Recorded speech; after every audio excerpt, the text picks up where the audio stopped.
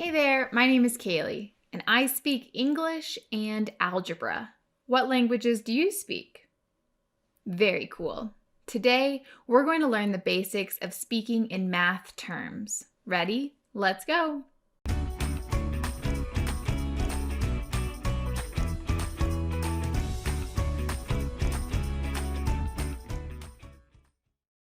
Of, learn, parts, algebraic, to, expressions, the, about, wants, who.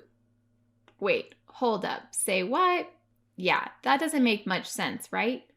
What I'm trying to say is, who wants to learn about the parts of algebraic expressions? See, I had all the correct words there, but they were totally in the wrong order. We need to have our words in a certain order for people to be able to understand what we're saying. But you already knew that, right? Now, what if you see a symbol that looks like this? You might be pretty good at solving puzzles and be able to recognize what this common sign in the US is. So what do you think it is?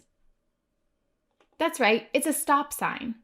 Just like with words, symbols and signs also need to be in the correct orientation to help people quickly understand what they mean. Did you know that math is the same way? If I say plus equals divided by 7, 3, 4, 9, you have no idea what I'm talking about. And for good reason. This doesn't mean anything to anyone, not even a professional mathematician.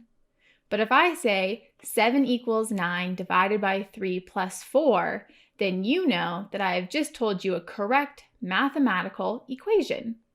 This becomes super important as we move into more advanced math like algebra. Knowing how to correctly read and write algebraic expressions is just the beginning of a ton of new math. But to be able to read and write these expressions, we need to know the names for all the parts of an algebraic expression. Join me in the next video to learn more about our first name, variable. I'll see you there. Hey.